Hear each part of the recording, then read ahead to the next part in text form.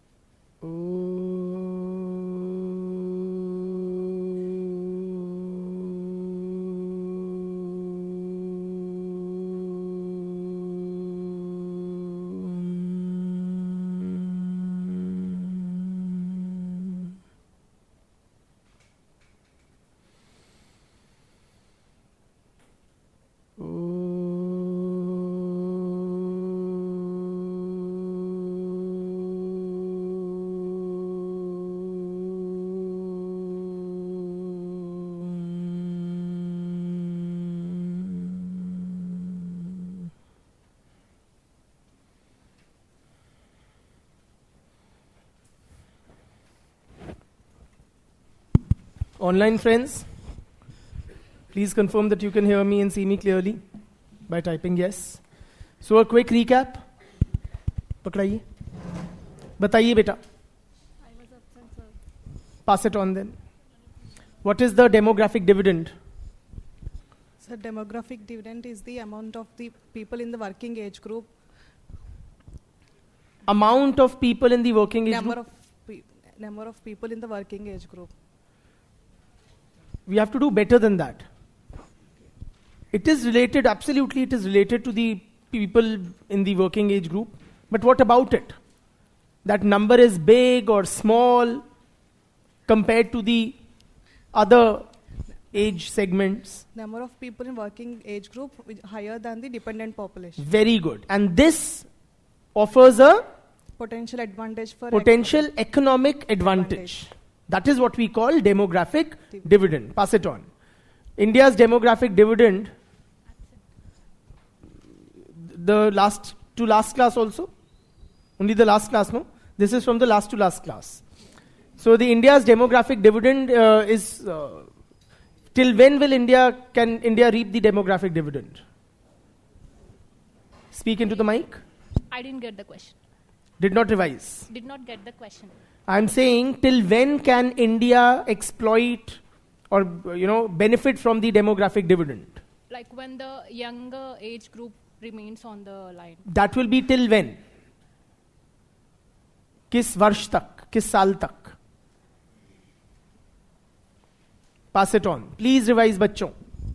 So from 2018 to 2055. That's 2018 till 2055. Wonderful. What is India's infant mortality rate?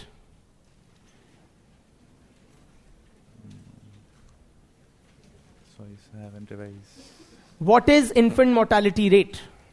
So it is the number of deaths of a child below the age of 1 year. Number of deaths of children before they attain the age of 1 year. Per 1,000 live births. Very good. Per 1,000 live births. Pass it on. What is India's IMR? 35. Is he right? हाँ, near about. But पूरा बोलिए. 35 death per 35 deaths. हाँ, per 1,000 live births. 1,000 live Per births. 1,000 live births. Great. What is, pass it on. What is MMR? Maternal mortality rate means number of deaths of pregnant women, means those who have given birth in 42 days or after giving the birth. So death of the mother who gave the birth. Yes. After the giving birth or 42 days. Or within 42 days of giving birth. Complete it, you're right. Due to medical childbirth related problems. Due to birth related complications. Complete it. Due to birth related complications. Per lakh. Per lakh? Mothers or per lakh total population? Per lakh what? Per lakh total mothers giving the birth. No. Live births. Okay. Per lakh Live live births. births. Good. And what is India's MMR? I don't recall. Pass it on. What is... No, I have a different question for you. What do you understand by sexual and reproductive health? Means physical and mental well-being in reproductive health. And sex life. हाँ. ठीक है? ठीक है. And fine. Pass it on. Tell me, why does India have relatively high MMR and IMR? Because of lack of contraceptive, anemic. Most of the women are anemic in India. Okay. And nutritional deficiency. But anemia is not life-threatening per se. It can be easily addressed, Yes, at least sir, during but they are pregnancy. not taking the folic acid. हाँ, बिल्कुल. Not receiving foreign knee folic acid supplements. हाँ. Yes, sir. और And कोई भी एक पकड़ के चलो. IMR के बता दो. Reasons. so IMR, they are not. They are suffering from pneumonia and typhoid, and they are not getting ORS, so they are just dying. Okay. Children are dying because of that. Infants. हाँ. हाँ, infants. Infants. हाँ. और And not able to. pass it on. What are the concerns regarding sexual and reproductive health in India? So one is the reproductive choice, the autonomy. They have less autonomy due to patriarchy. So women have, who has less? Women. Women have less reproductive So like the number of choice children, due to patriarchal the controls. number of children, the time, this age. Correct. Second. Then they have infection-related issues, urinary tract issues, as per हाँ, UNFPA. बिल्कुल. Then more like Low condom usage, low low family planning methods in adoption. family planning also, the women are overburdened. Like Overburdened. contraceptive usage is skewed pattern. हाँ. And overall acceptance या prevalence of family क्या बोलते हैं? Yeah, of Family contraceptives adoption is low. Low. Pass it on. What is India's MMR? So 103. पूरा बोलो. 103. पूरा doesn't mean in English. Per lakh live births. per lakh live births. Great.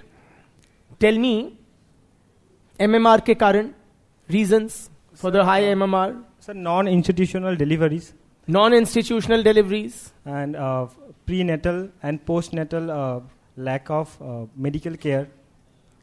Lack of Medical care in prenatal and postnatal period. बच्चों का होता है वो. So disease can be. So disease or lack of. Yes. So like lack of iron, like folic acid. Yes. ठीक है. So this Pass it on. You guys had caught me on that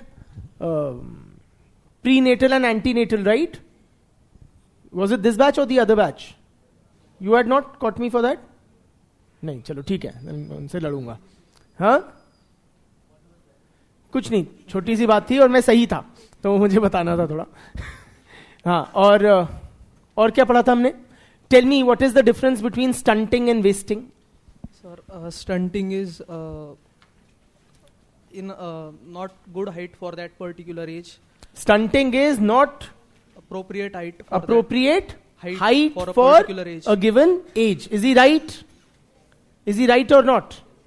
And what is wasting? Wasting is not appropriate weight for that particular height. Not appropriate weight for a given height. And what is underweight? For a particular age. Weight, inappropriate weight for Inappropriate या low weight for a particular age. है ना? सही कह रहे हैं? Very confusing and very correct. ठीक है, pass it on. What is the prevalence of stunting, wasting, underweight in India? It's about 15%. Like between 15 to 20% are the all three parameters. More or less, like that's the range. If I That's remember correctly. incorrect.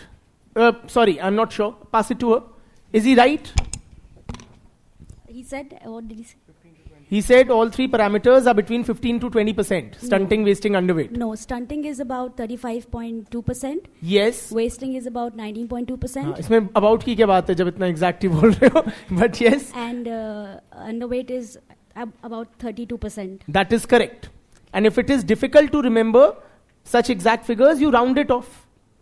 So, how you can remember better is कि stunting and underweight is about 1/3 of all children. 1/3 of all children. अब वो 32 है, 35 है, 32.5 है, 32.9 है, हमें उसमें मतलब ही नहीं पड़ रहा है ना. We should be able to write correct information, but we can't write this blanket 15 to 20% because it is factually incorrect.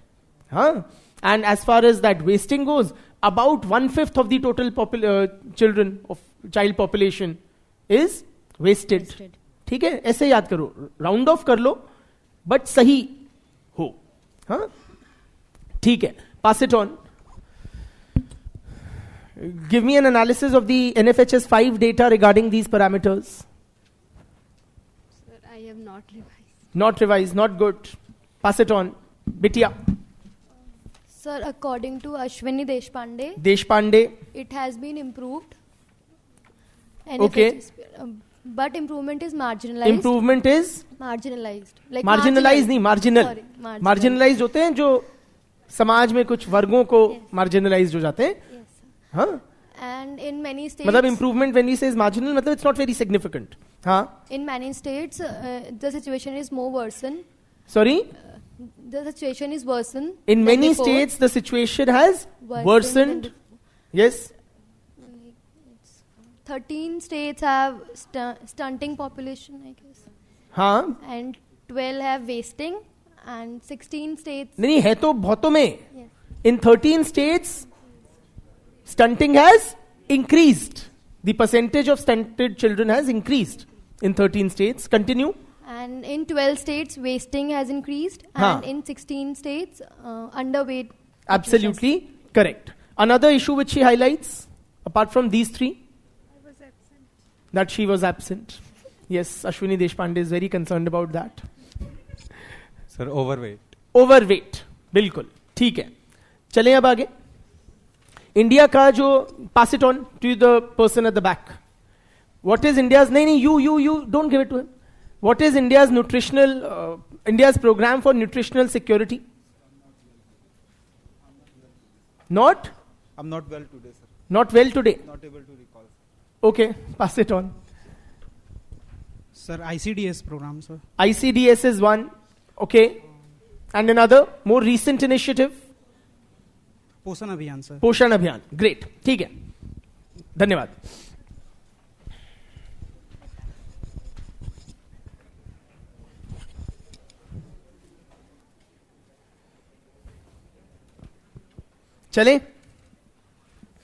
चलिए अब हेडिंग देते हैं migration, staying with population.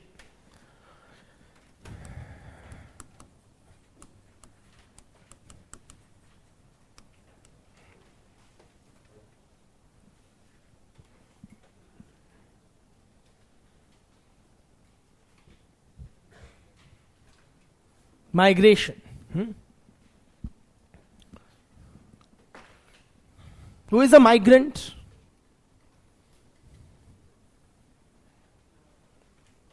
Is migration a common phenomena in India?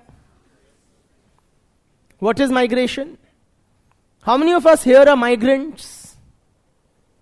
Arey, all of us. We're all migrants. Huh? What do you mean by migrant? Away from home. Okay, yes?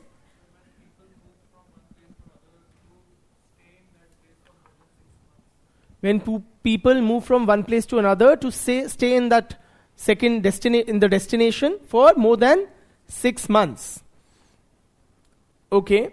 And how much, any guesses, how much of India's population comprises of migrants? India में total population 120 crore की जनता या 130 करोड़ की है. इसमें से कितने migrants हैं? 30%, 40%? Yes? As per the census, okay, we'll go with the official definition. A migrant is any person who is enumerated in the census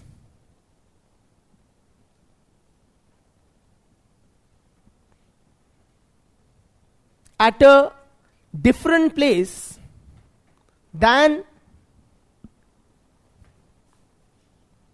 which place?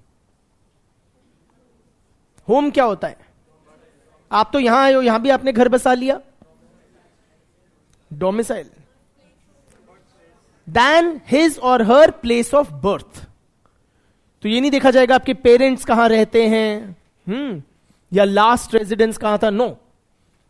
If at the time of the census enumeration you are living at another place than the place where you were born, then you are regarded as a migrant in official terms. ठीक है? And as per the 2011 census, friends, 37% of India's population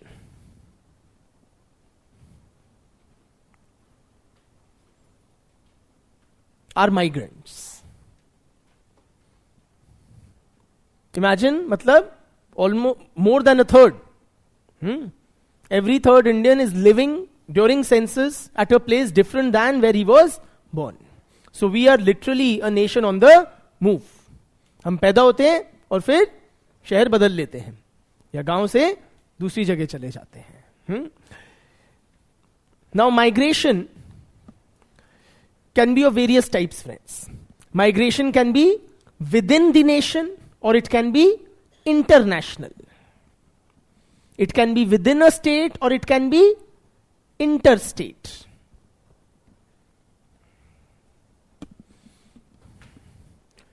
Broadly, migration is due to two types of causative factors, namely push factors and pull factors. We've studied this earlier, so at the cost of repetition.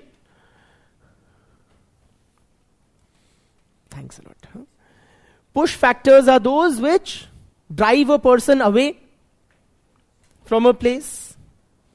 Pull factors are those which attract a person to a destination.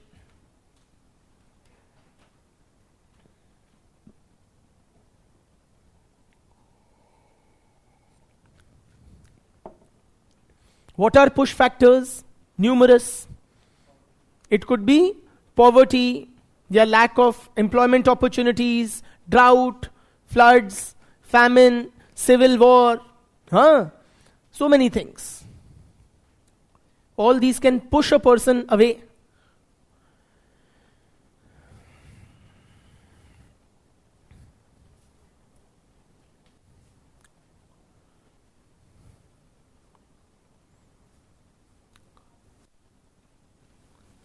What would be pull factors? What would attract a person to make, say, Delhi his or her home?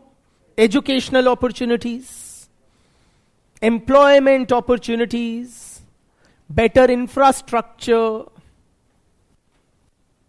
greater freedom, so many things.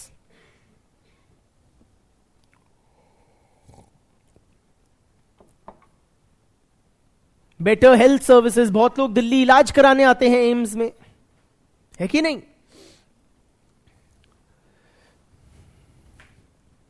ठीक. Now, there are some discernible patterns in the trends of migration that we can identify.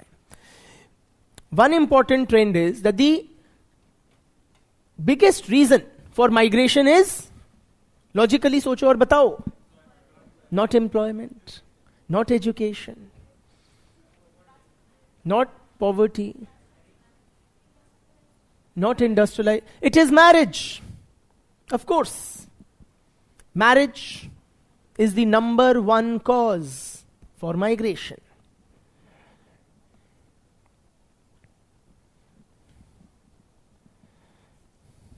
%49 people migrate for marriage.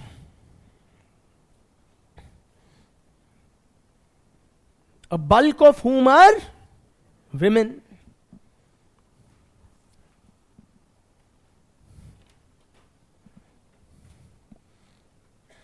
Because of social customs of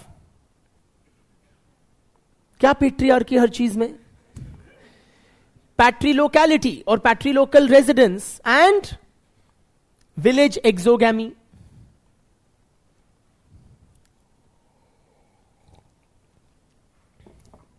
रिवाज है ना कि बेटी दूसरे गांव में ब्याहते हैं. So that is also, that comes under, so women, most women who are following this village exogamy rule, which will be an overwhelming majority, if not the entire population in, say, northern India and other parts of India also to a good extent, that would be what? They are officially migrants. They were born in one place and living during census in another. Okay? So all married women would be, in that sense, migrants. For men, the primary reasons for migration are employment, followed by education.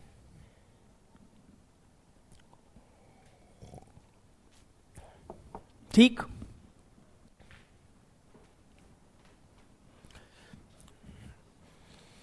We can also have an age-wise analysis of migration pattern. Age-wise.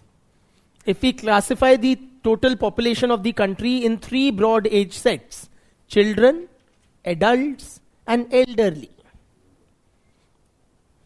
Most migrants are from which age set?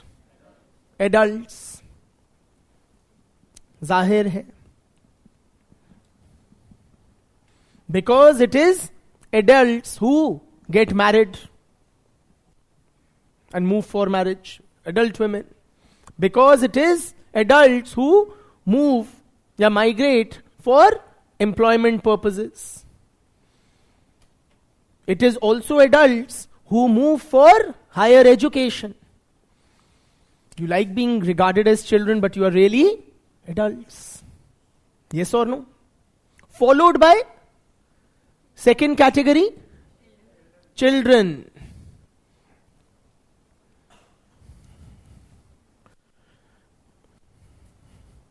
Educational opportunities के लिए. Followed by the elderly. उनके जोड़ों का दर्द ही नहीं की वजह से वो घर में ही नहीं घूम पाते. ठीक है, तो माइग्रेशन तो बड़ा मुश्किल हो जाता है.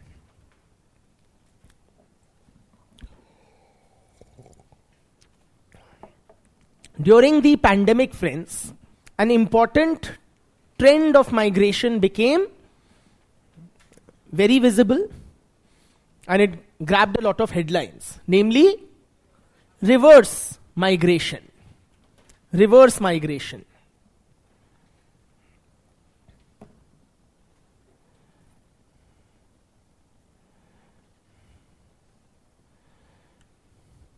Reverse migration is what, friends?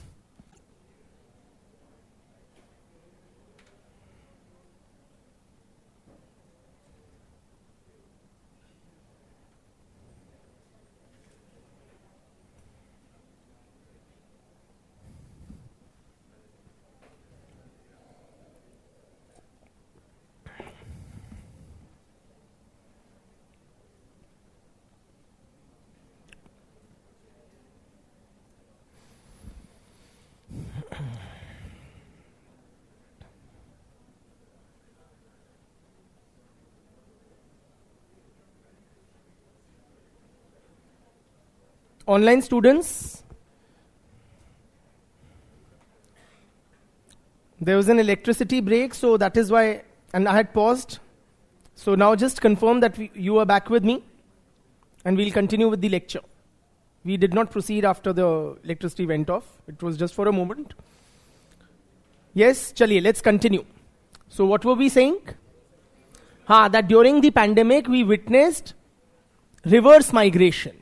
What is reverse migration? I'll dictate also, but to understand, very basic, it means what? That people migrate back from the destination city where they had migrated to, or what we call the host region, host city, to their homes.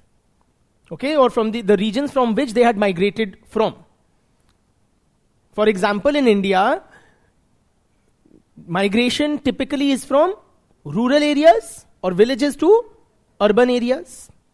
So reverse migration during pandemic meant that people, workers who were living in the urban areas for jobs typically, they started moving back to the villages. Okay? So urban areas or the cities were the host region and they went back to the home. Right? Now this phenomena of reverse migration grabbed headlines during the pandemic because of the hardships that the migrant workers had faced. But please appreciate, it's not a new phenomena. It's not that it's started happening only during the pandemic. It has a long history. It's been happening throughout.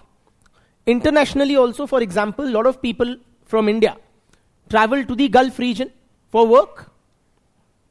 Then they also come back after a while. Okay? So ऐसा नहीं है कि, or even non-pandemic times, you have workers working in the cities, in factories, in middle class homes, who do go back to their villages every now and then. That is what we call reverse migration. ठीक? लिखिए. So we'll now analyze this phenomena of reverse migration in some detail. Heading दे दीजिए reverse migration. Reverse migration refers to the social phenomena wherein migrants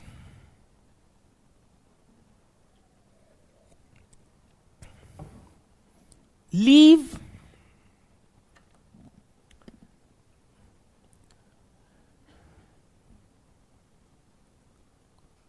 the host region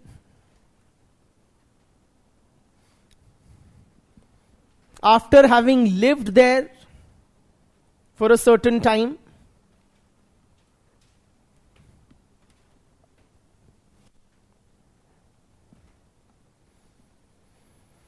and return to their place of origin.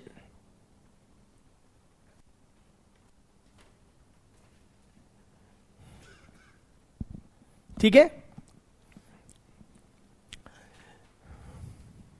Reverse migration is often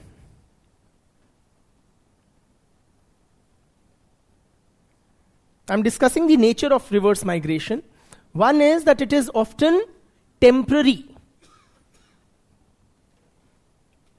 in nature.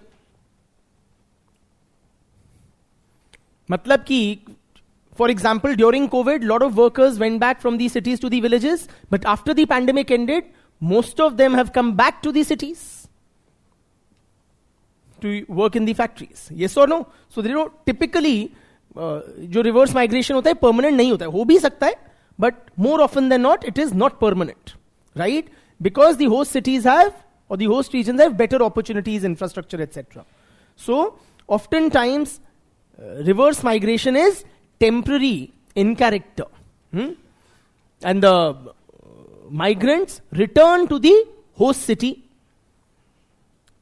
Migrants return to the host city after a while.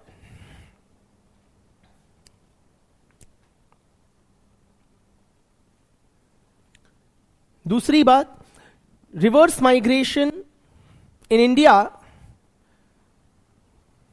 is largely from rural to urban, या urban to rural? It is what? Rural to urban या urban to rural? Urban to rural. है ना? Reverse migration in India typically is from urban areas to rural areas.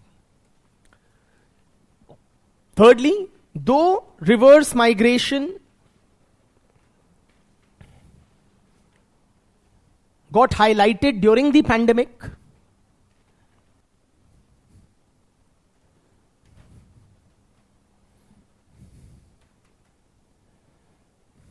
it is a very old phenomena.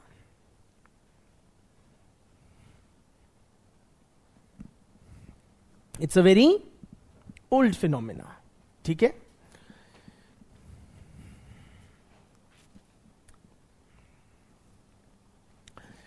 Also, Amitabh Kundu.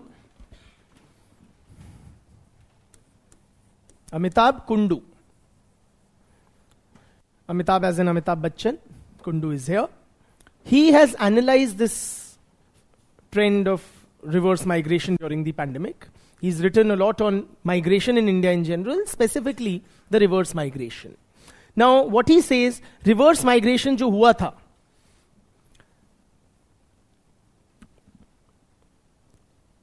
it baffled many observers, journalists, social scientists, policy makers, bureaucrats. Everybody was taken aback.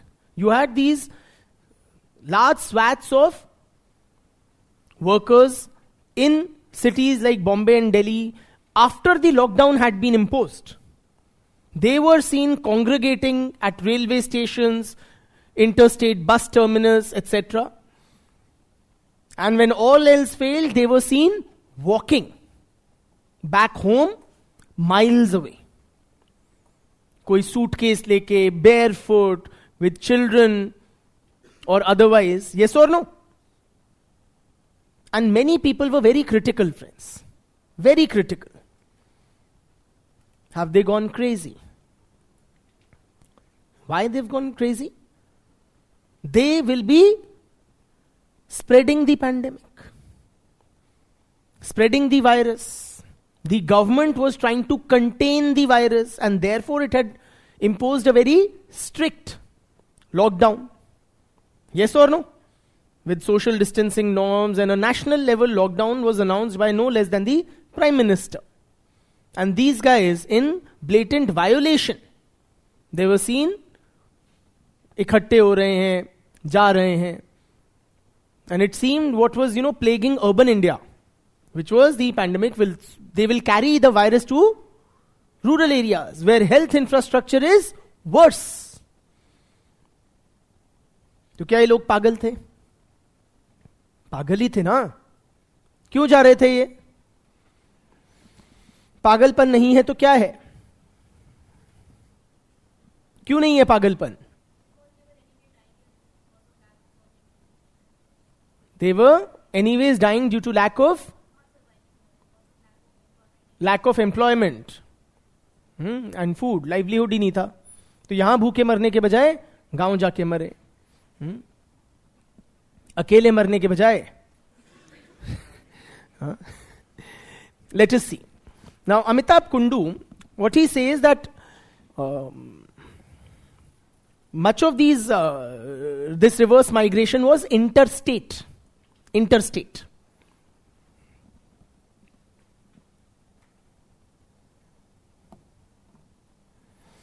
Now, India में अगर आप migration का pattern देखोगे, it is very clear. The pattern of migration, I'm not talking reverse migration, but migration in India is very clear. मतलब, where do migrants come from and where they go? There is a very clear pattern. It's not haphazard. It's not arbitrary. Right?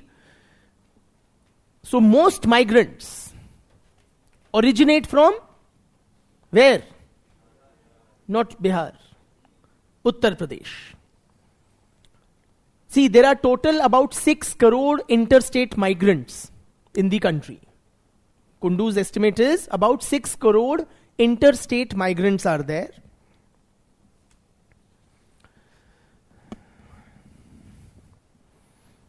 And maximum outward migration emanates from UP.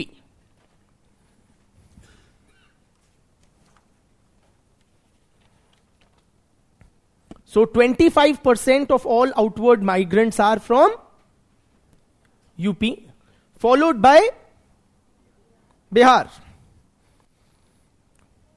25% of all outward migration is from UP, followed by Bihar at 14%, 1/4, followed by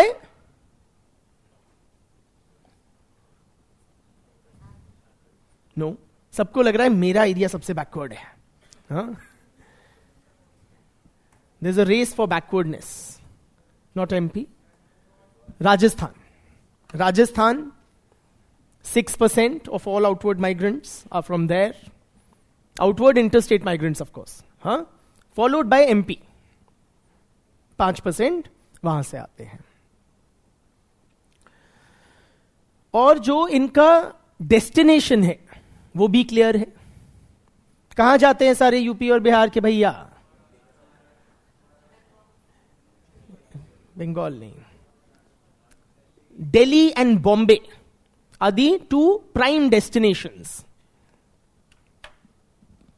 for these migrants, which attract millions of migrants every year. Delhi and Bombay.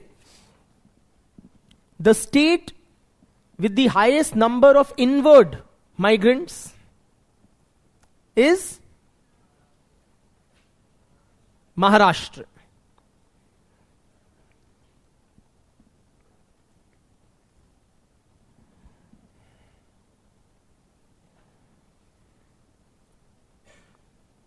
Okay? So these are the facts and figures that we have. Now, when we look at the reverse migration, it was caused by various factors as follows.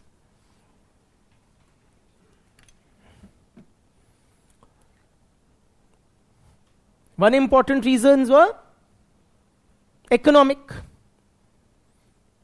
As she rightly pointed out, that people were without any source of livelihood. They had lost their jobs.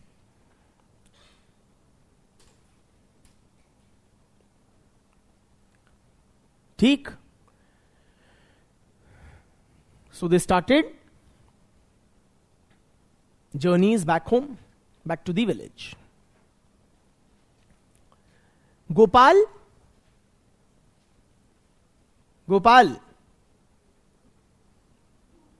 Yes, who said that? Gopal? Guru. Bilkul. Very good. Gopal Guru. He says जो migrants travel back कर रहे थे. देखो, during pandemic, Gopal Guru says we witnessed two types of anxiety. Rational anxiety and irrational anxiety. Migrant workers जो reverse migration कर रहे थे, they were exhibiting what? Rational या irrational anxiety? We were all anxious. But ये जो migrant workers की anxiety थी, वो क्या थी? Rational anxiety थी. Rational anxiety क्यों थी? Because they had no choice. Simply. They had been left to their own devices. Whether it was by their employers.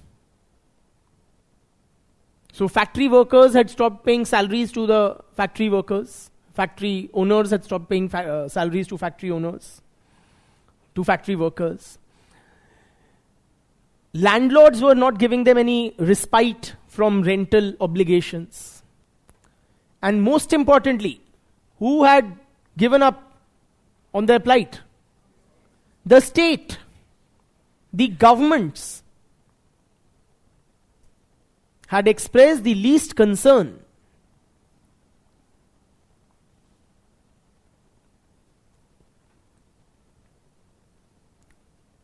So their anxiety was rational. They had no choice.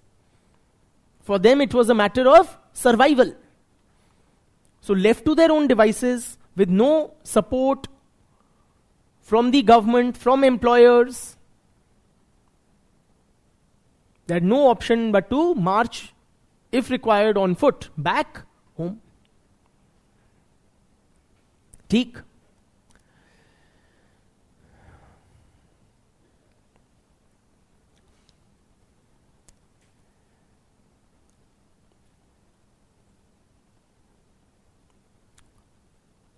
Dipankar Gupta ji.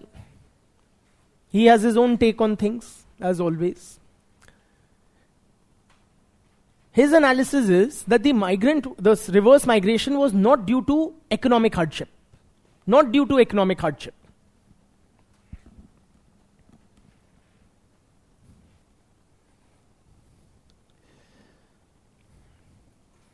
So workers were not going back to the villages from the cities due to financial insecurities, etc. Basically what he says, friends, that in the village, back home, the financial situation is typically worse. ये तो है नहीं कि गांव में उनके महल हैं या खेत खलिहान हैं, बंगले हैं, गाड़ियों की लाइन लगी है. So the financial situation is even more precarious back home. What drove workers back home was they basically feared dying. And there was a very imminent fear of death. We all, a lot of people thought ki bhaiya ab to gaye. And they did not want to die alone. In the sense, not ki sabko leke doobenge, not that sense alone, but they wanted to die near their near and dear ones.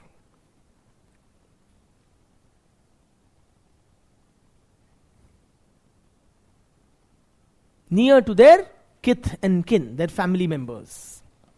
Kyun? Because so that their funeral rites can be performed properly. वरना शहरों में क्या हो रहा था? बॉडियां लद रही थीं. याद कीजिए वो सुहाना समय, है ना? Horrendous experience we all had. The dead were being very unceremoniously disposed of. They were considered a source of contamination.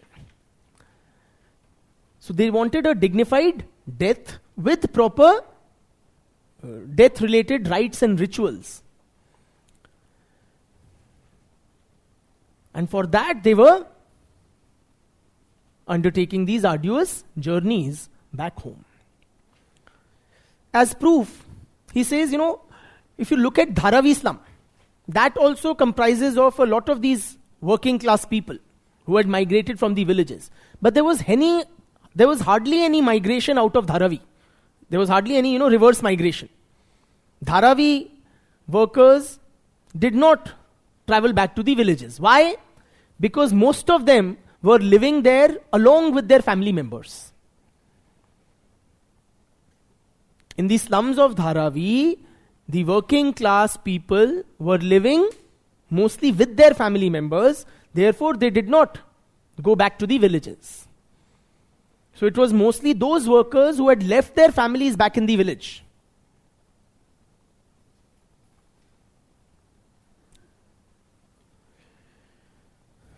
Who were seen undertaking reverse migration.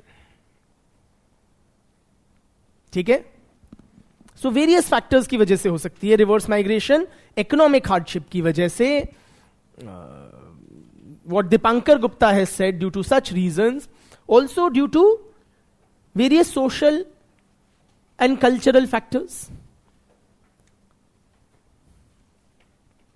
Forget pandemic, or apart from the pandemic, in non-pandemic times also, why do people go back to the village? Shadi hai gaon mein. Yes or no? So if there is a marriage in the family or in the wider kinship network, if there is a death in the family, could be numerous such reasons. Harvest festival ke liye, during important festive occasions. That can be another reason for reverse migration. Reverse migration may also be due to politico-administrative reasons. Politico-administrative reasons.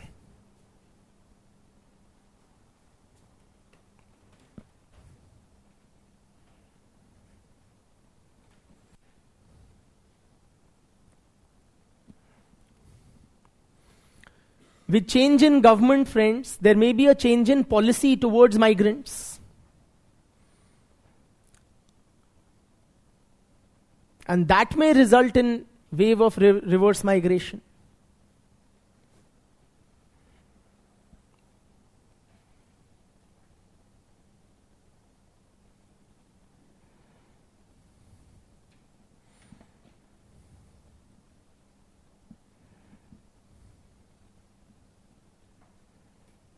There are few comments online. What is the name of the highest inward migration state? It's Maharashtra. I missed a lot due to a technical error. Can't see or hear anything. I don't know how you'll hear this, what I'm saying now. But if you can hear me, try refresh. Also, other online students have been able to connect. There was a slight electricity disruption, but we had paused during that. We had not continued with the lecture during the electricity disruption. Where were we? Politico-administrative factors, such as change in policy towards migrants. Yes or no?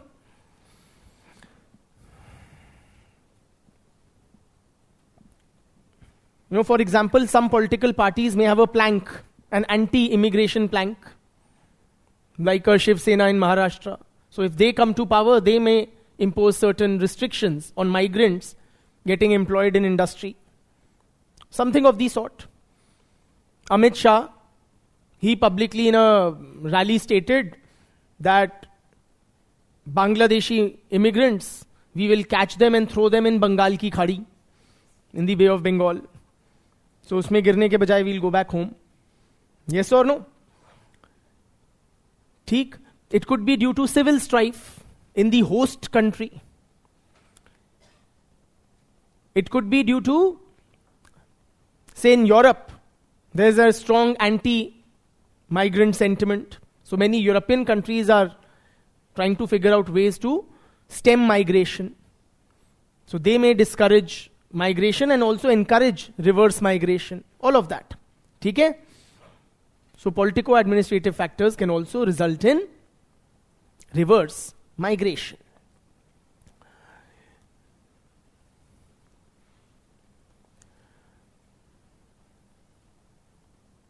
Now, its consequences. In our analysis, we'll also discuss the consequences of reverse migration. It will have, or reverse migration can have several and significant consequences for both the home region and the host region. दोनों की economy, society, polity पे इसका प्रभाव पड़ेगा.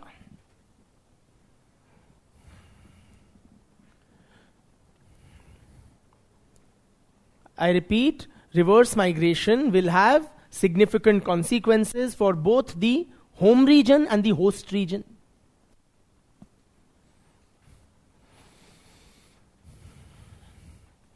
So there will be an obvious economic effect. In the sense, it may result in a labor shortage in the which region? Host region.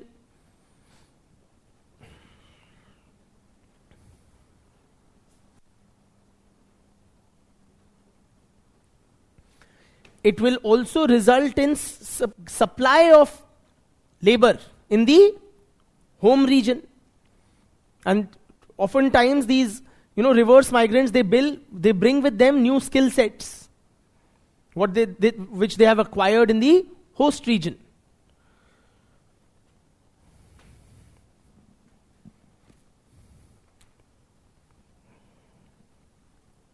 Say in case of international reverse migration, it will have a bearing on remittances back home. पहले मैं gulf में बैठ के कमा के परिवार के लिए पैसे भेजता था. अब मैं घर वापस आ गया तो वो पैसे भेजना बंद हो जाएगा. लोकली जो कमाऊंगा, बट गल्फ के वो तो नहीं भेजूंगा, है ना.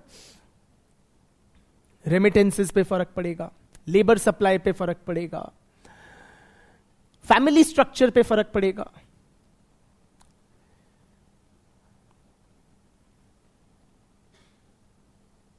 For example, when men migrate from villages to cities for jobs, okay? Back in the village, the household, what is the effect on it? Small, definitely, smaller, or? Yes, female headed household ho jata hai back in the village. Due to migration of men to the cities, the households back in the village, the main responsibilities are shouldered by women.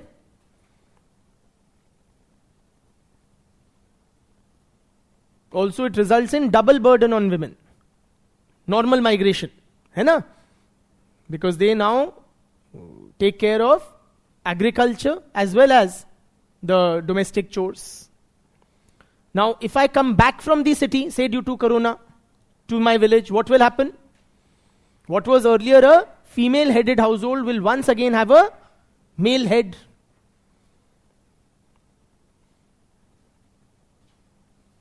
जब मैं घर पहुंच जाऊंगा तो घर का चौधरी लुगाई होगी या मैं हूंगा? मैं हूंगा. ठीक? Now I will also try to get absorbed in the local economy. Local मतलब जो रूरल इकोनॉमी है, कुछ तो मुझे करना है. और अगर नहीं कर पा रहा हूं, से नेशनल लॉकडाउन है, economic activity is at a stand still, तो मैं क्या करूंगा?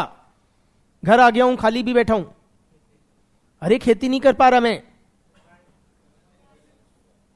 हाँ, very good, domestic violence. So there was an upsurge in incidents of domestic violence during the pandemic, what even the United Nations termed as a shadow pandemic.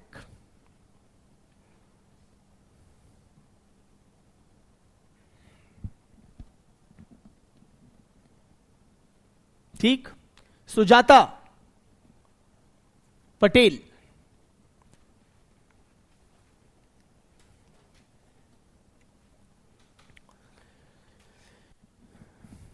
she says that even in normal times, non-pandemic या pre-pandemic times, the socio-economic conditions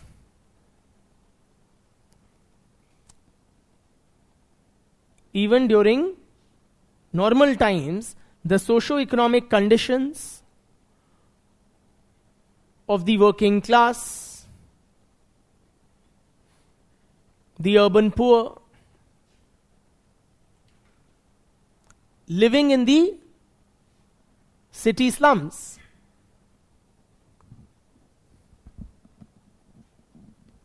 is pathetic.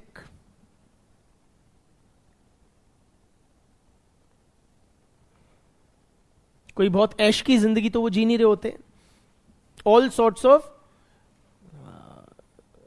social problems they face, whether it is lack of proper housing, sanitation, water supply, electricity, all the basic problems associated with the lives of the urban poor in the slums. Right? During the pandemic, the government imposed a lockdown, nationwide lockdown.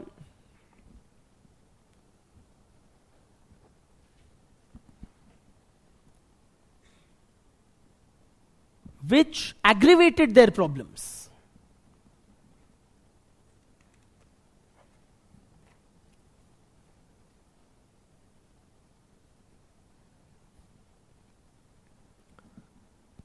See, ये lockdown उनके लिए तो ठीक था. Those who had the facility, those who had the option to stay at home, people like you and I, हमारा क्या है, हमने तो ऑनलाइन क्लासेस चालू कर ली, ठीक है. But that the situation was very different for the slum dwellers, for the working class.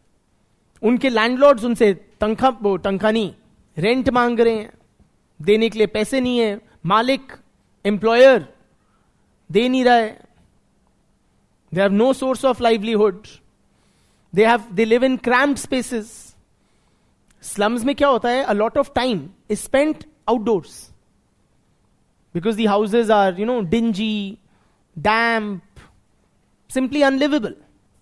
सो गली में बच्चे पड़े रहते हैं, लोग पड़े रहते हैं, धूप खाते हैं जितनी आती है. अब वो मना हो गया. Are you with me? मेरे आपके घरों में हम छत पे जाके लेट गए, खुले में लेट गए, एसी में लेट गए. So the government imposed a national lockdown without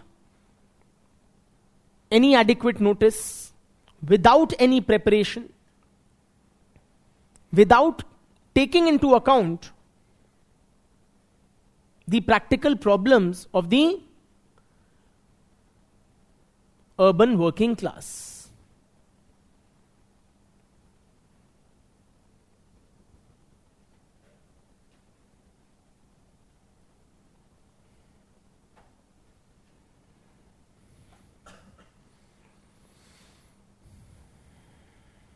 ठीक. Suhas पालशिकर,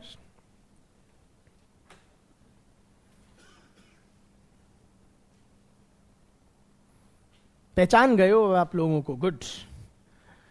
now he says that there already exist a significant social distance in urban areas between the middle and upper class on the one hand and the working class and the poor on the other. Middle class और working class में एक ठीक ठाक अच्छा खासा clear and significant social distance maintain किया जाता है even in normal times. I repeat, there is a clear social gap between the middle class and the working class in urban India.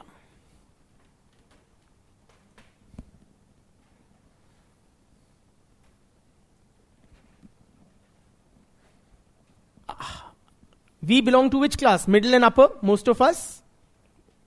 Almost all of us, we belong to the middle and upper class. Does there exist any social distance between us and the working class? For example, do you guys have a meal together with your maid on the same dining table, sitting across? No. Do you guys sit together on the same sofa, like pals? Yes or no? कहाँ बैठते हैं? जो urban poor होते हैं, working class होते हैं, कहाँ बैठते हैं वो? जब आप सोफे पे बैठते हो, चेयर पे बैठते हो, नीचे बैठते हैं या नहीं? हमारे पढ़े लिखे घरों में ये प्रथा. Do you share utensils with the working class? No, you keep separate utensils for them. So there is a clear social distance between classes. During the pandemic, what happened? The chasm between the social classes became very wide and apparent. Chasm matlab दूरी, खाई. The gap between the social classes became very wide and very apparent during the pandemic.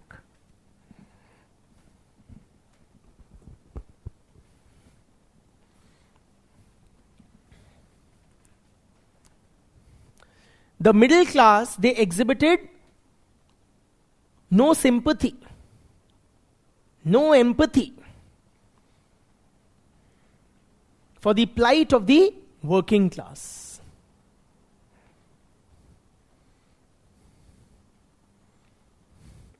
In fact, they condemned the working class. They condemned the working class. They shut their doors to the working class. है कि नहीं? जो दीदी आपके घर में 5 साल से 10 साल से 15 साल से काम कर रही थी, आपने मुंह उठा के बोल दिया कि कल से मत आना. उनके लिए तो वो उनका सोर्स ऑफ लाइवलीहुड है, उनका परिवार उससे चलता है कि नहीं? फिर आपको गिल्टी फील हुआ कि दीदी से 10 साल का एसोसिएशन है, तो आपने कहा ठीक है दीदी, I will give you 10 days extra salary, and you got rid of your guilt also. फिर थोड़ा और गिल्ट फील हुआ, आपने कहा 5 दिन की और ले जाना.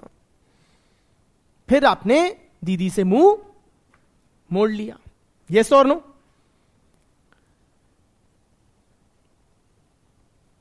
Earlier there used to be at least regular interaction across classes.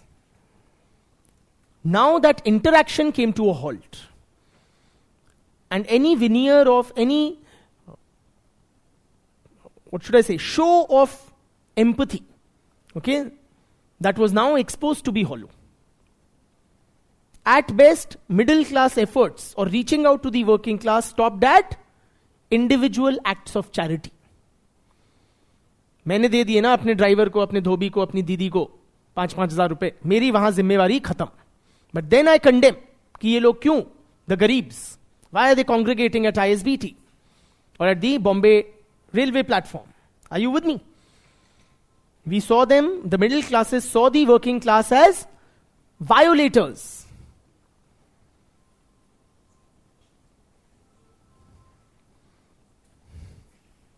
Of the lockdown. ठीक है?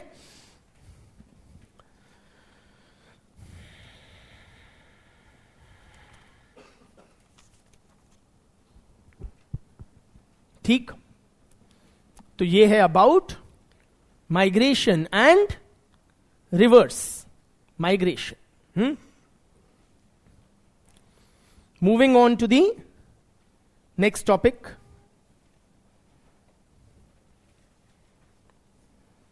Is the video streaming online, guys? Friends, please type yes if you see the video streaming.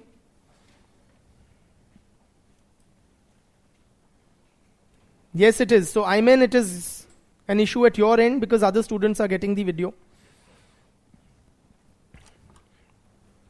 Chaliye. Last topic regarding population.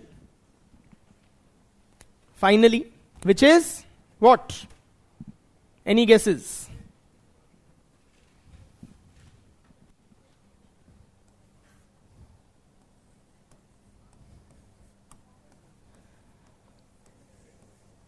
क्योंकि जाति ससुरा कभी नहीं जाती. हाँ, caste census.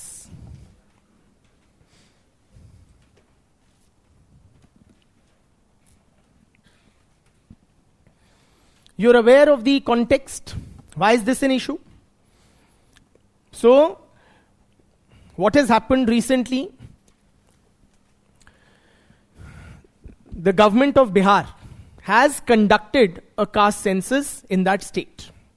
The results of it have been made public and certain policy initiatives have been taken based on the caste census data of Bihar or in Bihar. ठीक है? दूसरी तरफ और secondly, many political parties, mainstream, popular political parties have demanded that a caste-based census be conducted nationally. It be conducted throughout the country. In fact, as India gets into election mode, many of these political parties, several of whom belong to the India Alliance, right, which is opposing the BJP NDA at the center, they have made it a poll plank. So they are demanding that a caste census must be conducted nationally, and if we come to power, we will do it.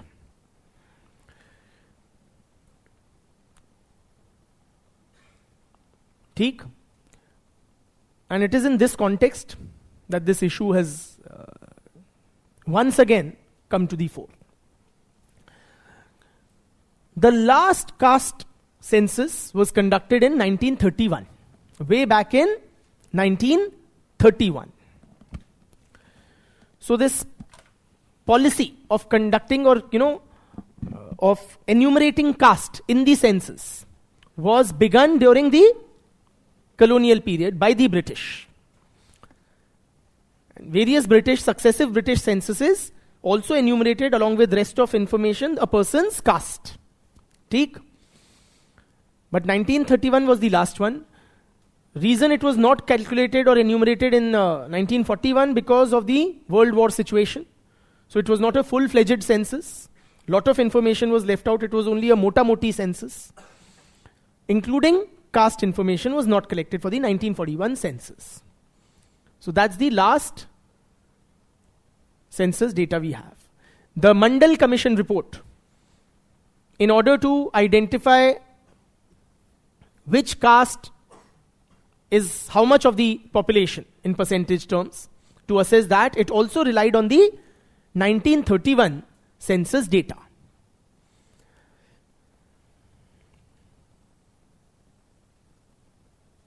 I repeat, the Mandal Commission report also relied on the 1931 census data to assess the proportion of different castes in the population.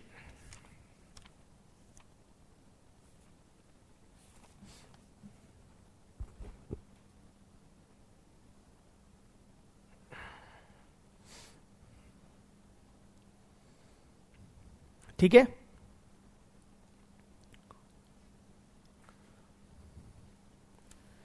Before we proceed, you tell me, how many of us are of the view that a caste-based or caste information should be collected in the census? Acha, also, just to be sure, before I raise that question or pose that question, after independence, we have not collected caste-based data, except for scheduled castes. We are collecting or enumerating scheduled castes, okay, but not for any other castes. And this demand which has come, it has primarily come from OBC castes. This demand for enumeration of castes in the census has largely been made by OBC castes or OBC caste-based political formations. In the present context, political context, those parties which are advocating caste-based census, they consider it like a USP. In the 2024 general elections, as they come close, they consider it their Brahmastra of sorts, that this is what can tilt because OBCs, as far as we know, they have numbers, right? So they can snatch back the OBC vote away from the BJP. And this can turn their political fortunes. The BJP, from India Alliance perspective, has shown a resistance to conducting a caste census. Thereby, it will lose the political support of the OBCs. That is their political calculation. Okay. Be that as it may, how many of you are of the view that we should conduct or we should collect caste information in the census? Please raise your hands. क्या हमें जातियों का वो करना चाहिए? Should there be a caste column? Apart from SCs, for all castes, should we collect information? Yes or no? Please raise your hands fully. All those in support of collecting caste data. Great, quite a few. How many of us oppose? Only one? Those of us who are of the view we should not enumerate caste data in the census. Please raise your hands. Raise your hands more fully, but very few. Why? Why do you oppose? Bataiye. One second. It will? He's saying it will legalize caste discrimination. Why? How?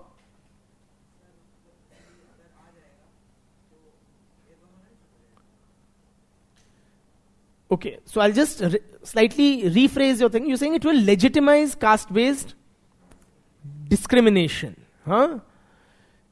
Still, I'm not like fully, I've not understood your argument. भेदभाव शुरू हो जाएगा. बढ़ जाएगा. Okay.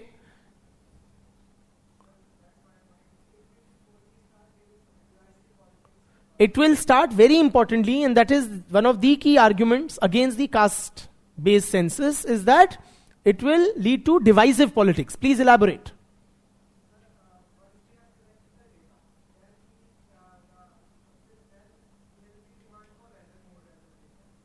Yes.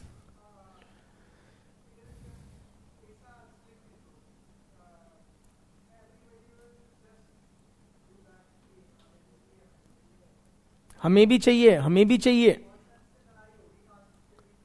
इससे केवल लड़ाई, झगड़े, फसाद होंगे कास्ट के बीच में. But if I were to play the devil's advocate, the argument of those advocating a caste based census, वो कह रहे हैं बड़ी फेयर बात कर रहे हैं, and they have also articulated their argument in a very catchy political slogan कि जिसकी जितनी संख्या भारी उसकी उतनी हिस्सेदारी. So it is only fair that those castes which are more numerous, they have a greater participation in politics, in administration, in education. So how can that be, denied or refuted or argued against? हमारे ex-PM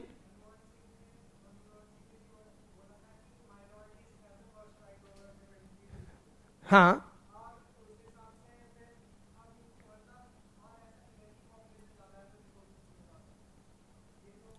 no, you are perverting, very frankly, you are perverting Dr. Manmohan Singh's argument when he said that minorities have the first right over the country's resources precisely because their participation, their access to resources has been less than proportionate.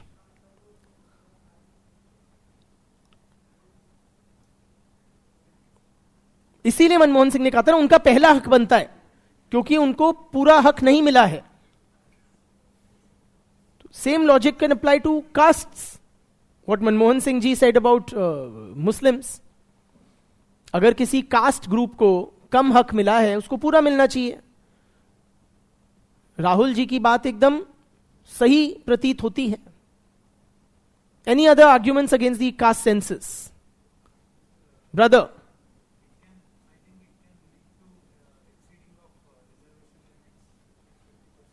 It will lead to exceeding of reservation limits, which has happened also in Bihar. All right. So what's the problem with that? Why should it be problematic? You're right, it will lead to a breaching of the 50% thing. But why not? If, say, my caste, I am a hypothetical caste, whichever, we are 60 or 75% of the population, okay, or say 10 castes together, OBCs are 75% of the population. Then why shouldn't we have 75% reservation? You Brahmins, if you are 3%, then you should have near about 3 to 5% of administrative jobs, etc.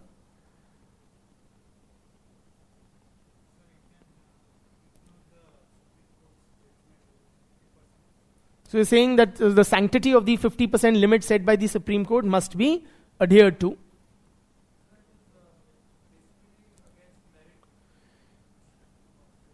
It is against merit. What is against merit? Conducting a caste-based census goes against merit? The reservation policy. So,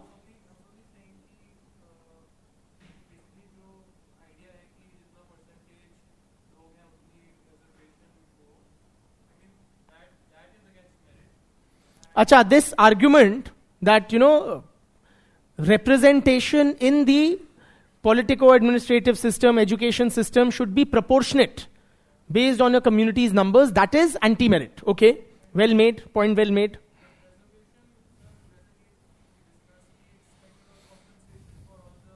Historical wrongs.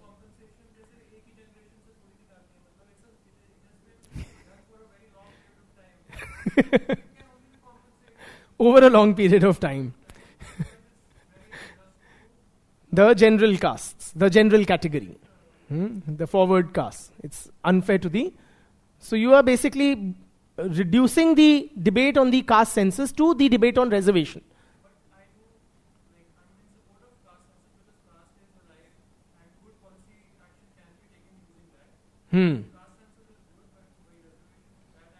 ठीक है, नहीं, so let's keep the reservation debate aside, which we have already discussed at length.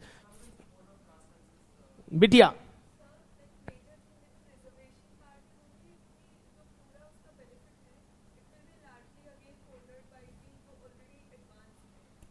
The reservation, the benefits of reservation will be cornered by the advance. But then you can also have more scientific, Sub-categorization, say amongst the OBCs.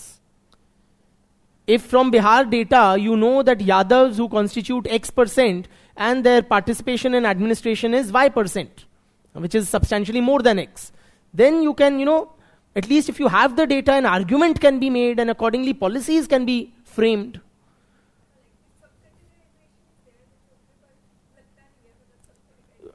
लगता नहीं है सब categorisation होगा due to political dynamics. So say hypothetically, if Yadavs are enjoying disproportionately more benefits of OBC reservation, then they are in control of the politico-administrative system and they will not let it happen that the benefits slip away from their hands.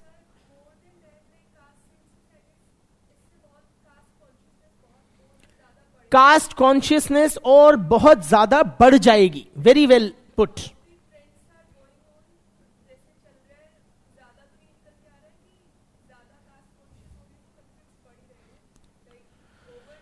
So caste consciousness बढ़ेगी, very well put. So caste conflicts भी बढ़ेंगे. Less accepting of other castes. Brother?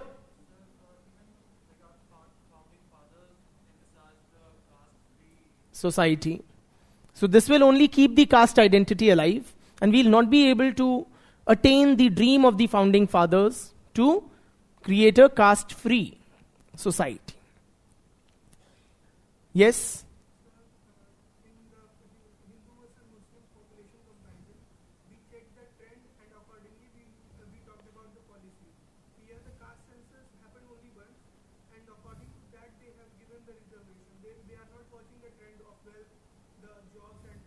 So you are saying a caste census should be conducted?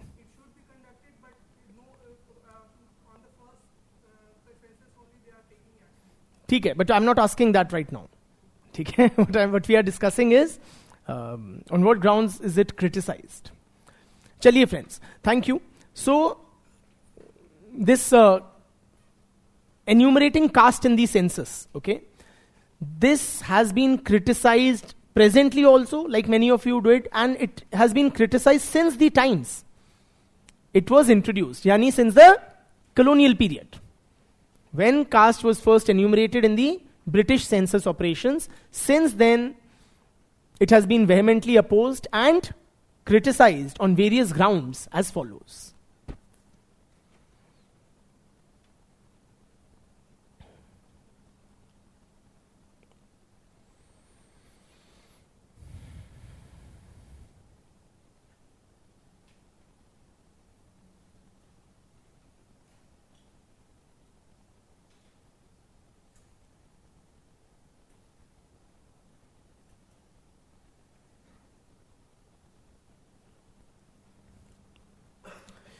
Pitaji, Gure,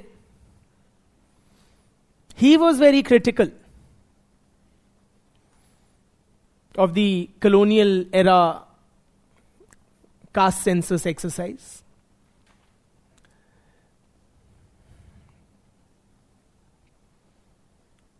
Because he was of the view that this, the collecting of caste information by the census, that has become one of the main basis for the anti-Brahmin sentiment and anti-Brahmin agitations in Tamil Nadu.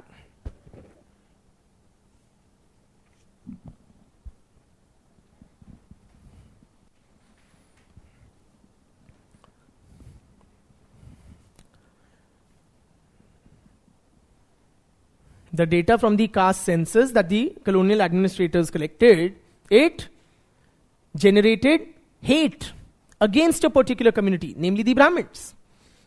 What we saw in the Justice Party movement, which later became the Suya Maryadai movement. That was their principal argument. That see, Brahmins who constitute X%, 3, 4%, 2, 3% of Tamil Nadu's population, they have captured, a disproportionately high percentage of X percentage of government jobs, higher education, and so on and so forth.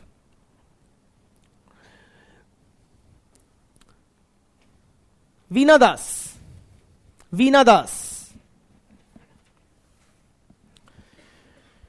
she was also critical of the colonial exercise of collecting caste info in the census because it resulted in demands for political representation.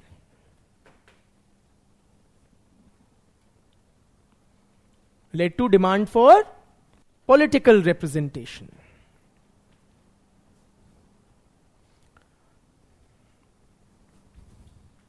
On the basis of caste. है ना? Demand for political representation on the basis of caste.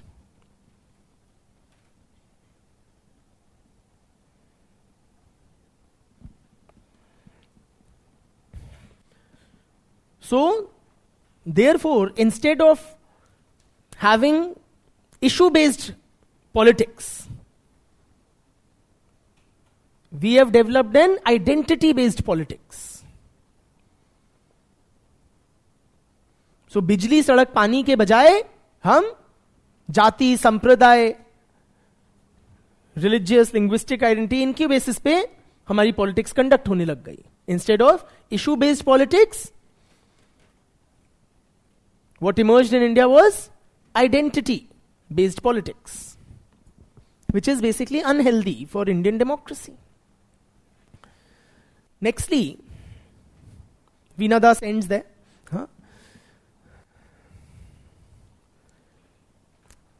Critics point out that such an exercise will result in caste-based conflicts.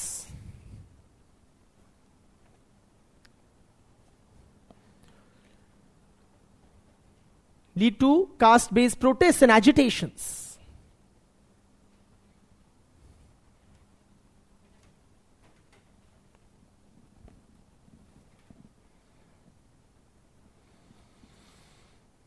All of which will disturb public order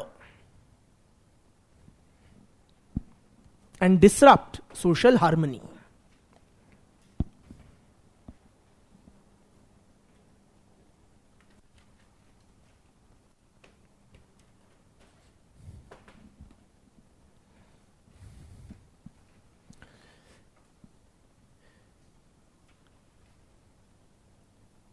Next, critics of this move suggest that, collecting caste information in the census was a very conscious attempt by the British.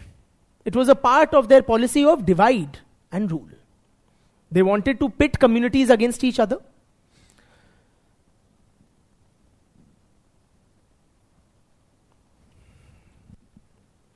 And therefore they did it.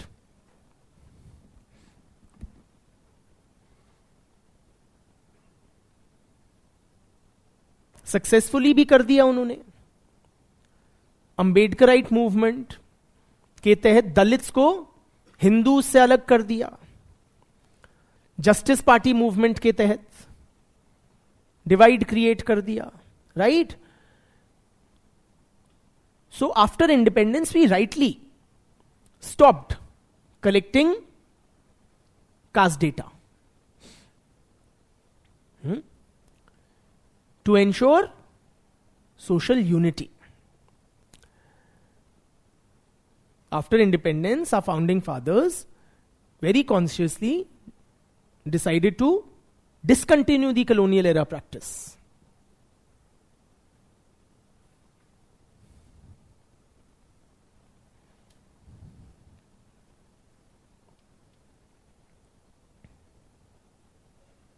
ठीक?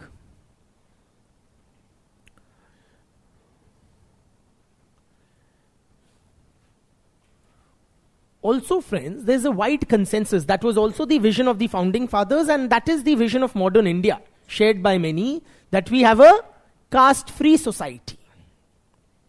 That we have a caste-free society.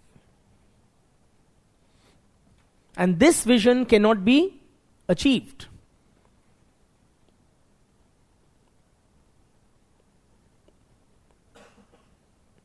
if we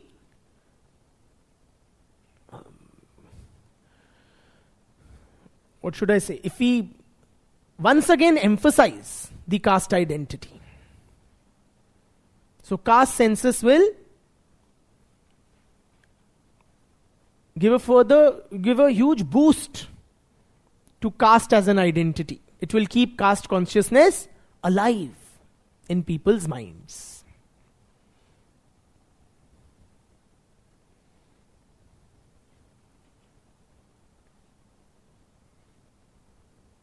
ठीक?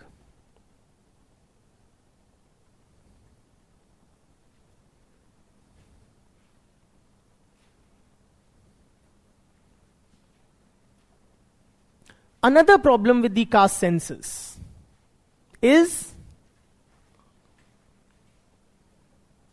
technical, logistical.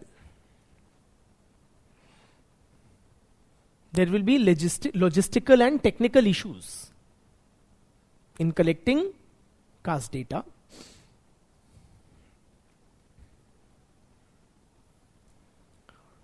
So sometimes, friends, some members of a caste or a community, within a community, within a caste, some of its members may use a slightly different spelling or pronunciation than other members. So should they be listed as separate castes? Are you with me?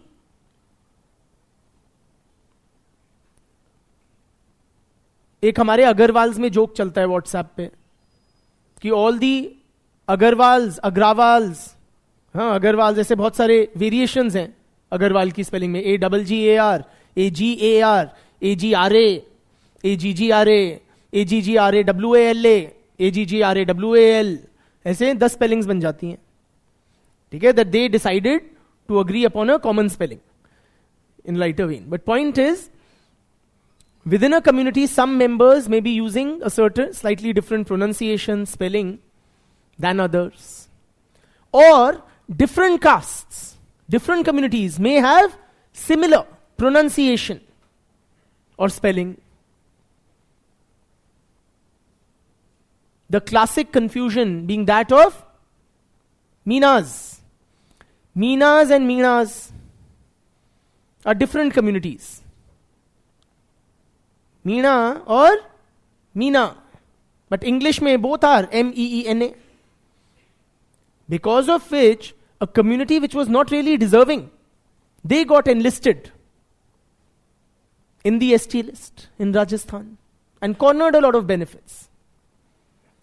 Deserving in the sense they were not backward or, whatever.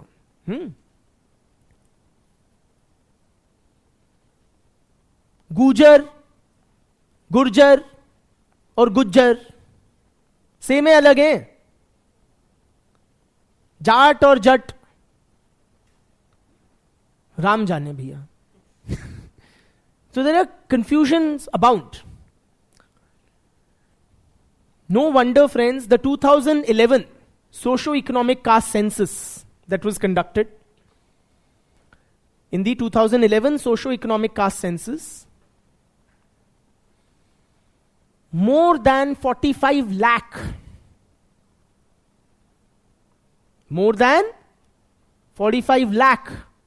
castes, subcastes and clan names were listed.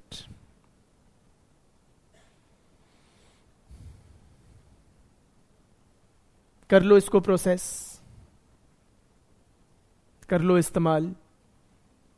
Also led to a huge waste of money, this SECC exercise.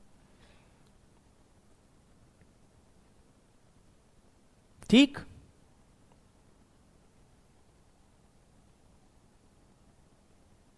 I'm being asked, what do you mean by a logistical issue? This is what I meant, which I have explained.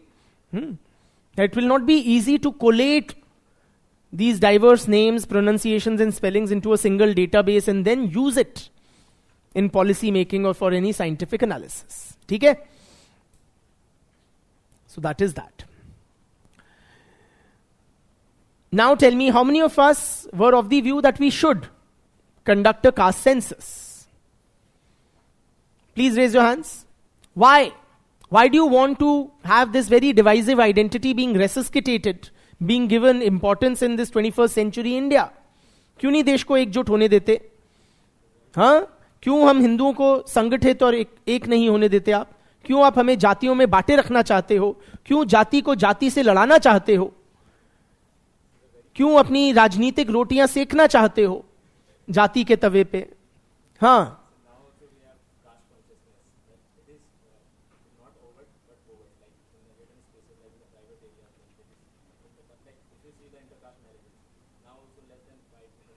so you're saying caste is anyways there a part of our social consciousness. It's not caste-based census which will make it alive.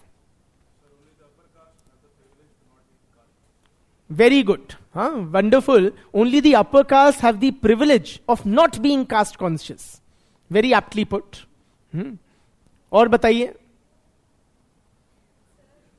Sorry, can you just elaborate on this for the benefit of everybody? What do you mean by that? Lower castes have always been identified based on their caste. But upper caste can be, that's also not very correct to say. He's saying the upper castes are not affected by caste, which is not the, with due respect, the right argument to make. And I'll clarify as we proceed why. Sorry, I'm so sorry. But let me rephrase that argument slightly. What I consider more legit is that the lower castes have been at the receiving end of their caste identity, while the upper castes have been not. Please.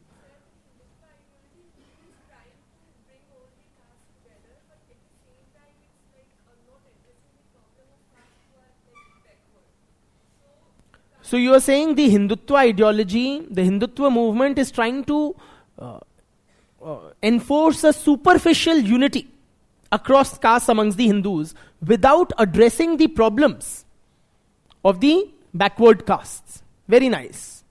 Brother.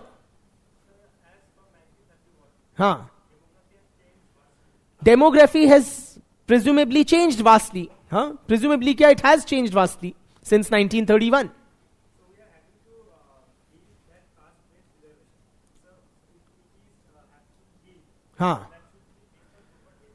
Absolutely. आज के जमाने में data ही दाता है ना? और अगर हमारे पास अपडेटेड डेटा नहीं है, then we are literally worshipping false gods. Our reservation policy is based on very outdated data.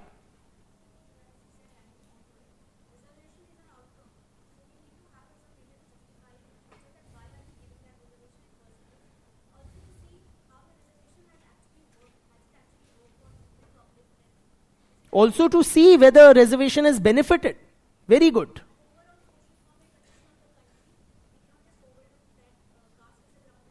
Caste is a ground reality after all.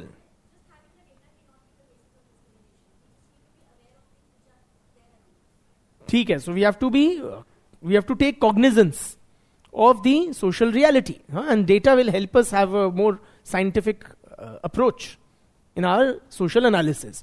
Also, friends, so many new demands for reservation on the basis of caste are made. Marathas are demanding reservation, Patels are demanding, Jats are demanding, and they are often brushed aside as illegitimate, arguing कि भैया ये तो dominant caste हैं, ये तो landed हैं, ये तो dominant रहे हैं, इनको क्या जरूरत? So if we have scientific data regarding the respective present position of different caste groups, can we form a proper policy response? Then चाहे हम उसको एक्सेप्ट करें या रिजेक्ट करें, है ना? Brother.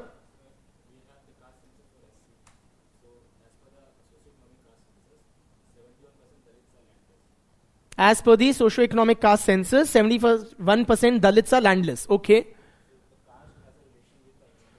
Definitely caste has a relation with economic backwardness, and that can be addressed. And not just for the Dalits, why not for the OBCs? Very importantly. ठीक है, friends. Thank you. So yes, now let us try to appreciate the rationale behind this demand for caste census. Firstly, please appreciate this demand is neither new nor is it emanating from a narrow socio-political base. It is a very old demand. This demand that caste information should be collected is at least as old as the Mandal Commission.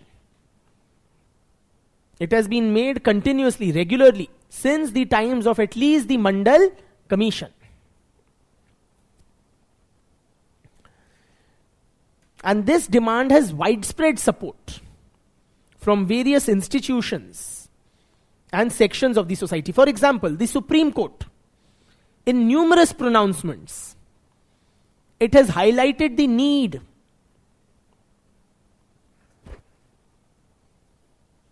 for empirical data. The Supreme Court has many times highlighted the need for empirical data regarding the socio-economic condition of various castes.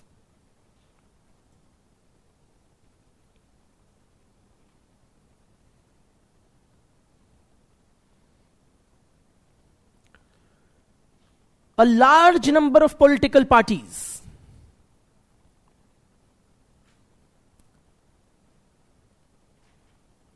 support this demand.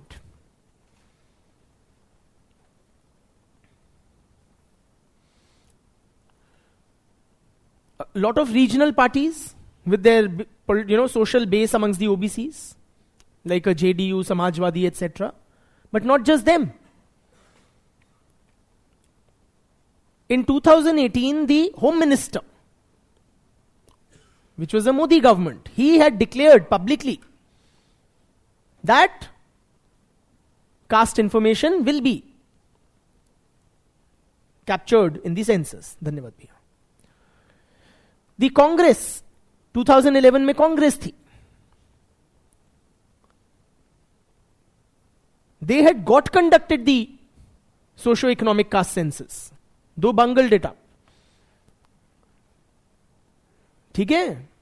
So एक wide हम political consensus देखते हैं.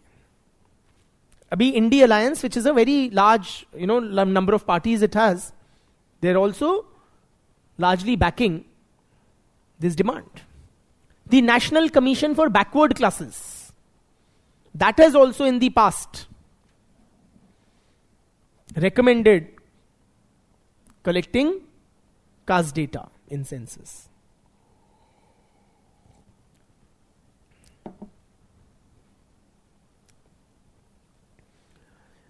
Parliamentary Committee for the Welfare of Backward Classes.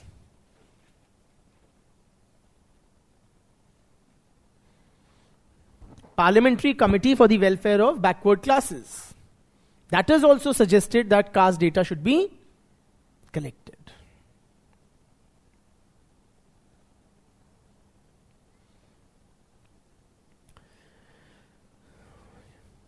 So ये नहीं है कि एक small section demand कर रहा है या पॉलिटिकल रोटियां सेकना चाहता है, ऐसा नहीं है.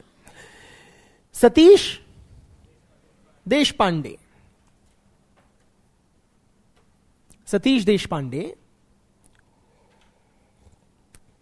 he says it's very unfortunate that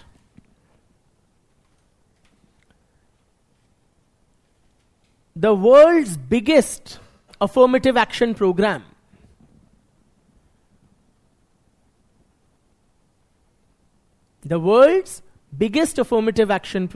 is being conducted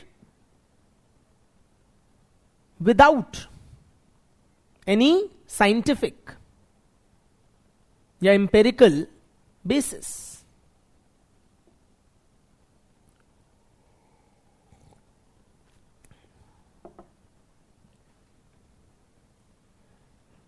साफ बात है, it will help in better policy formulation, targeting.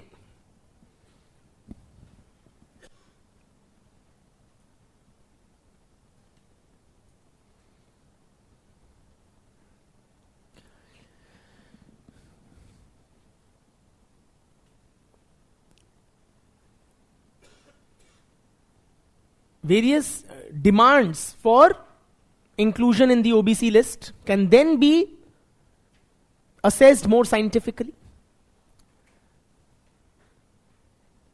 चाहे मराठा मांगे या पट्टीदार मांगे या जाट मांगे, कोई मांगे.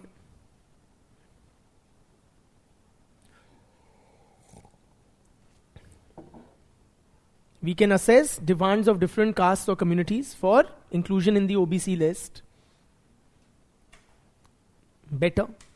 It will also help in subcategorization of OBCs for reservation purposes. Yes or no? अगर हमें hypothetically census data से पता लगता है कि Yadavs in Bihar are X%, but they have captured X plus delta X% of administrative posts, या educational opportunities in higher education than other OBCs, then we can give a greater share. तो सब categorisation में help करेगा. Scientific assessment of demands for newer demands for reservation में help करेगा. And please appreciate, let's not make caste census only about reservation. It's not just about reservation. Various policies for socio-economic uplift can then be better targeted.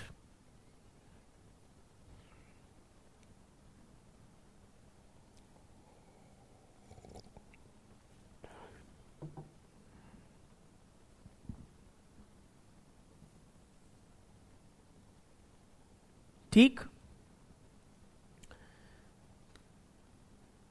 Deshpande says that, the reason why it has not been conducted or caste information is not collected is because the two main parties in India, Congress and BJP, both are dominated by upper castes.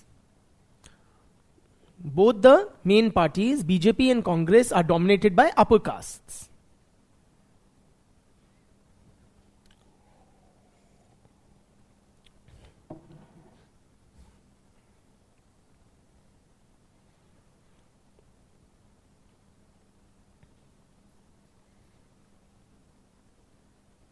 And they are both uncomfortable with the intermediate castes, या OBC castes.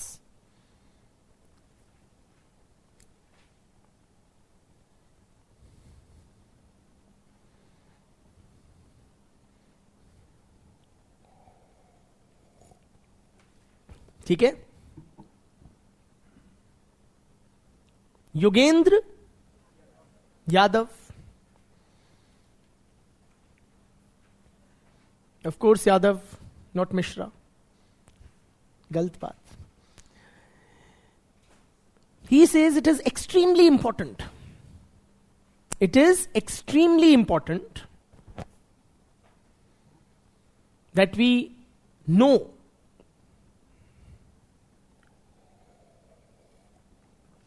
the socio-economic reality of different castes.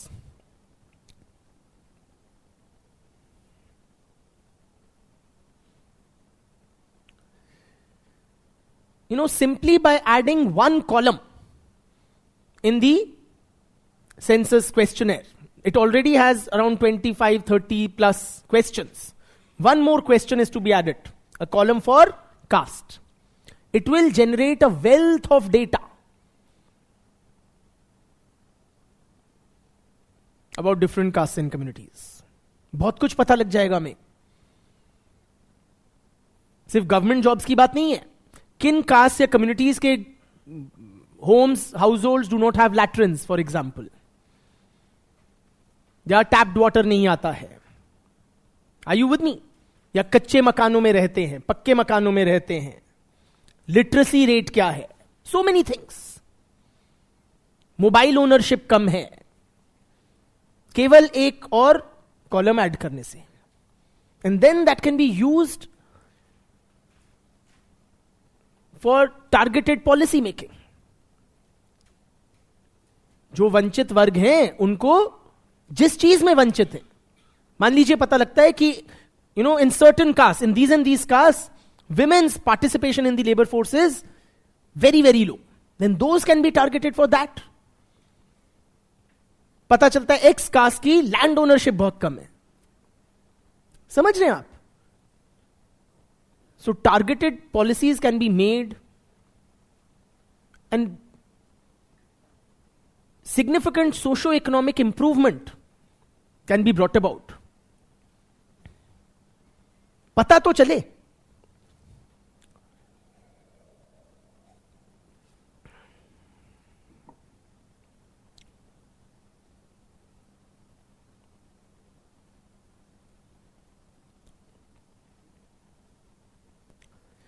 He says the reason why caste census is not being conducted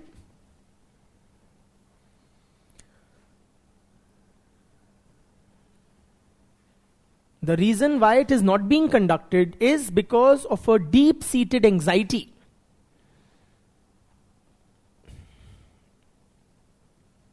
of who? The upper castes.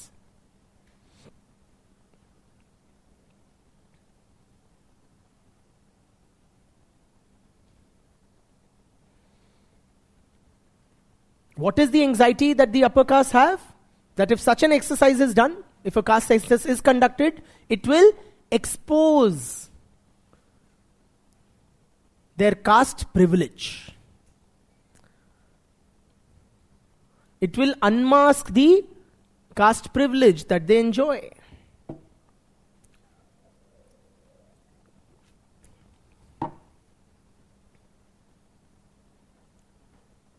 Yadav claims that upper caste Hindus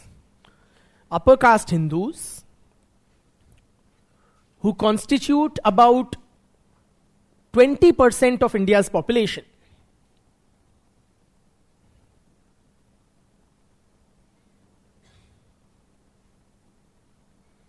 upper caste Hindus who comprise around 20% of India's total population have cornered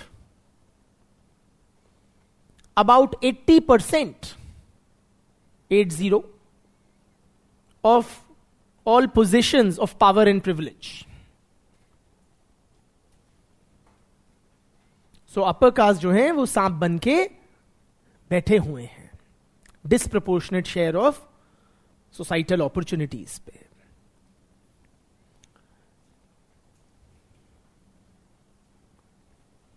Very eloquently he says that the ultimate caste privilege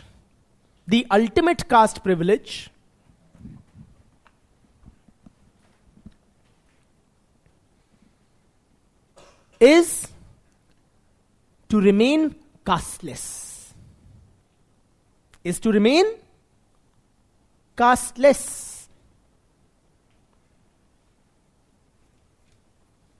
Are you with me? Meaning what? See, if caste-based data we don't have, then whatever I achieve, say I achieve a high position, I crack a difficult competitive exam, I start earning lakhs and crores, high fancy package after graduating from the IITs, I can claim it is because of, yes, my merit, my effort, my enterprise. Yes or no? I can take credit for it. Because my caste privilege will remain hidden. So the ultimate caste privilege is to remain caste free. तो ये है योगेंद्र यादव की argument. Last, I want to take up that argument कि भैया it can be divisive. Now please appreciate, friends. Another social identity which is considered as possibly even more divisive than caste is religion. Yet we do collect data about religion. Yes or no? In fact, religion ke basis pe to the country has already undergone a vivisection divided into 3 parts. Despite that, we have continued to collect religion-based data. So the argument that caste, data will be very divisive sounds specious in comparison.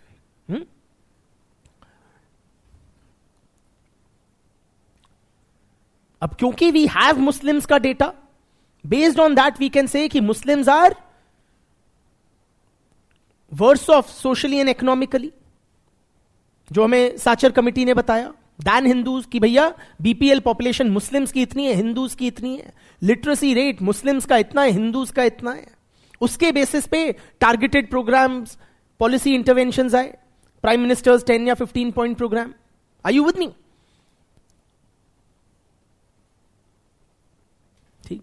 एक और वो बात थी कि भैया 45 lakh caste आ गई, there will be administrative, technical, logistical issues. No doubt there will be, but my view on that is that basically, these are teething problems that any large scale exercise, whenever undertaken, the administration is bound to encounter. And the Indian census enumerators and the whole administration that we have, right, the Census Commissioner's Office, it is, with its very rich experience, it is very well equipped to find appropriate solutions.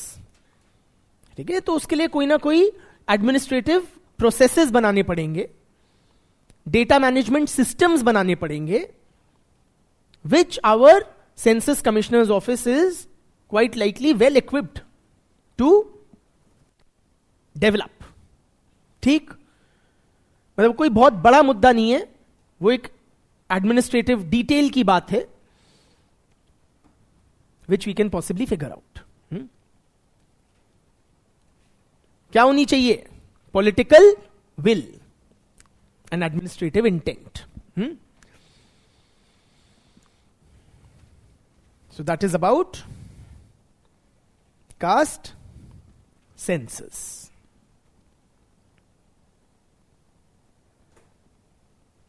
With that, we've earned ourselves a break.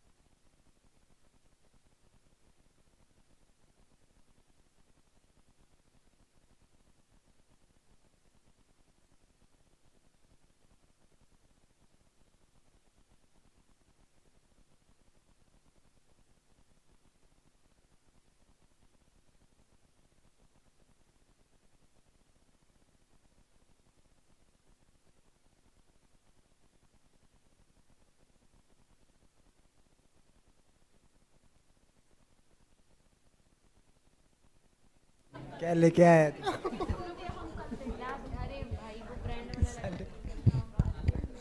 Sir आ जाएंगे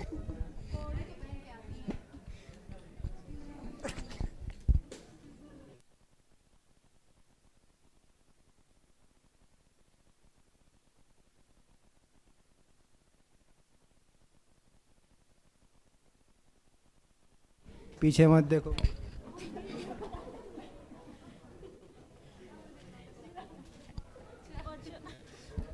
बोल बोला ना पीछे मत देखो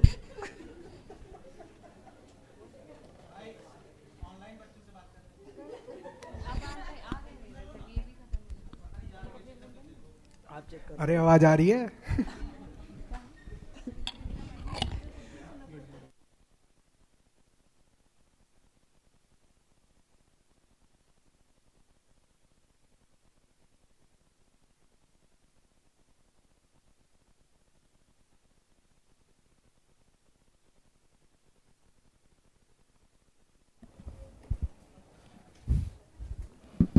चलिए, let us continue.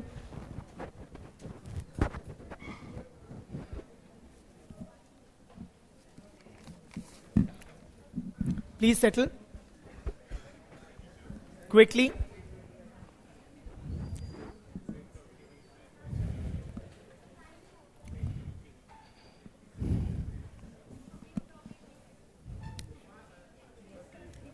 I like to spend some time with you guys. Not long time, yeah, some time. On the issue of how to deal with the pressures of this preparation process. Okay? Because that bothers a lot of students. And to give you a sense of the situation, things are only going to get worse. In the sense, at the beginning of the preparation, the level of students' enthusiasm, the freshness of the topics, one's self-confidence, all of these are at the peak. And it only goes downhill from here. In this examination, all students, including those few who eventually clear the exam, they invariably encounter failures. So will you. It is a long and lonely journey, preparing for this exam. So you need to be well prepared. Okay? Uske liye, what all we need to do, few broad suggestions, up to you to take them or reject them. Highly advisable that you have a schedule of preparation. Instead of your preparation being haphazard. कि देखो एक होती है मेहनत करना, मेहनत जरूरी है, but what you need is structured मेहनत. Well structured मेहनत. Let it not be arbitrary. And the timetable or schedule that you make, I will strongly advise have it written. Instead of just, a map in your mind, have a written timetable, because when you write it down, it is like your commitment to yourself. When you do so, when you develop a timetable, 2-3 चीजें उसमें ध्यान रखें. Keep slots for answer writing practice. ठीक है, मतलब अभी तो you'll have to wrap up answer writing, mains type answer writing within max a month. है ना? But after prelims again, it should have slots for answer writing. And in general. Also appreciate, friends, be aware that no matter, even if you are the best possible candidate, the chances of success statistically are low. B, there is no guarantee of success. No teacher, no institute, nor can you, your parents, nobody can ensure 100% that you will be successful in the exam. Thirdly, that you will be spending at the very least anywhere from 2 to 5 years in this preparation process. So you have to be various ways prepared for the whole duration. While developing the timetable, Make space for answer writing. Make a lot of space for revisions. Because you come across a lot of new stuff, समझ भी आ जाता है but इंसान भूल जाता है. Whether it is sociology या GS, regular revisions rather than referring to too many sources across subjects. Refer to fewer sources but multiple revisions of the same content. Laxmikanth successful candidates 8, 10, 15 बार पढ़ते हैं वाकई में. Though the number sounds obnoxiously high but पढ़ते हैं. ठीक है, वही लक्ष्मीकांत. इसी तरह सोशो अगर कर रहे हो आपको कम से कम 4-6 रिविजन्स चाहिएंगे. इसीलिए मैंने आपको at the beginning of the batch I had suggested daily revision, weekly revision, then before the tests, कि 3-4 तो कोर्स के साथ ही हो जाए. हाँ, सो रिविजन का रखिए, आंसर राइटिंग का रखिए और बैकलॉग का रखिए. जनरली क्या होता है ना, when we schedule, most of us we tend to overestimate our capabilities, कि भैया लक्ष्मीकांत में 20 दिन में निपटा दूंगा, और फिर 10 दिन बीत गए और पता लगा 15 पन्ने नहीं हुए. ठीक, तो point is realistic time tables develop कीजिए. By now you should have some idea of your speed, comfort with various subjects, and have some room for example 7 दिन के बजाय 5 दिन का टाइम टेबल डेवलप कर लो, मैक्सिमम 6 दिन का. क्योंकि मान लो 5 दिन में नहीं हुआ तो छठे और 7वें दिन हो जाए. अगर 6 दिन में हो गया तो 7वें दिन रिवीजन के लिए हो जाएगा बोनस. ठीक है, तो इस तरह से टाइम टेबल बाउंड स्टडी करेंगे तो it will be much better. दूसरा, do not have very unrealistic expectations कि मैं 14 घंटे पढ़ूंगा, या मोदी जी को इस चीज में अपना आइडियल ना मान के चलें कि दिन में 25 घंटे मेहनत करनी है. ठीक है, have a realistic this thing. You cannot be productive if you are sitting in front of books or educational YouTube channels or whatever for 14-15 hours a day. 7 to 9 hours on a sustained basis is very decent. It should be productive. So productivity पे हमारा emphasis होना चाहिए कि चीजें निपटती जाएं. Don't focus on excellence but focus on निपटाना. Very honestly. Excellent से excellent answer लिख लोगे जीएस में, ऑप्शनल में 6, 6.5 से ऊपर नहीं मिलेंगे, because that is the nature of social sciences. ठीक है, so rather than emphasising on excellence, focus on being done with this wide syllabus. So that is about scheduling and approach to preparation. Secondly, please focus on your mental well-being. This exam is not academically so challenging. आपने sociology में जो भी पढ़ा, ऐसा कुछ है जो पल्ले नहीं पड़ा या समझ नहीं आया, या जो आपने हिस्ट्री में पढ़ा या जो आपने लक्ष्मीकांत में पढ़ा, ऐसा कुछ है जो बियॉन्ड ग्रास्प लगता है, academically challenging. Academically challenging exams होते हैं लाइक IIT JEE या एम्स का एंट्रेंस, वो पल्ले नहीं पड़ता. जब मैथ्स रटनी पड़ती है वो लगता है अकेडमिकली चैलेंजिंग, है ना.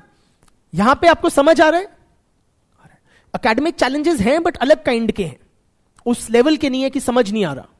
अकेडमिक चैलेंजेस हैं वास्टनेस ऑफ द सिलेबस. ठीक है, सोशियोलॉजी में फॉर इंस्टेंस स्कॉलर्स नेम्स याद रखना, राइटिंग स्पीड डेवलप करना, बट दीज आर नॉट इनसरमाउंटेबल.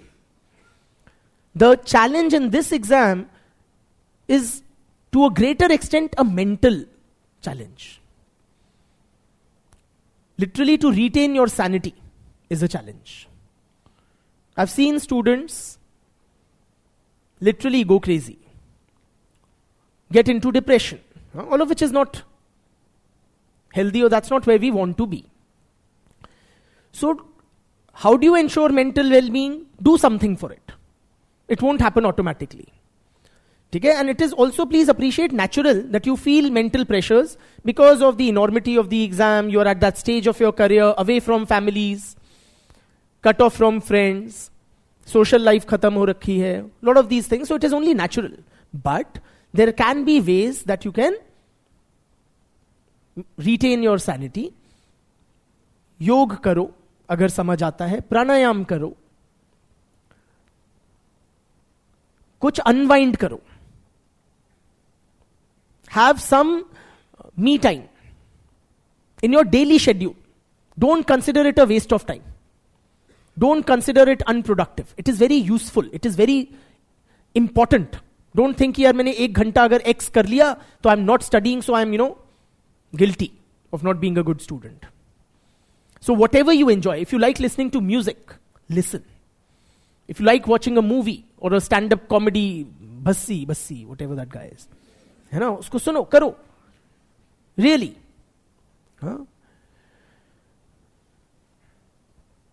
हाँ, बट लिमिट में करो. 7 घंटे नहीं करना है ना, दिन का घंटा भर justified, but regular karo. If you have any hobby, pursue it.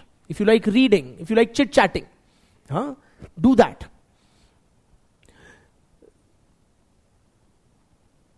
तीसरी चीज, अपनी इमोशनल हेल्थ पे भी फोकस करो. This journey can be very lonely. ठीक है, हैव सम स्मॉल सर्कल.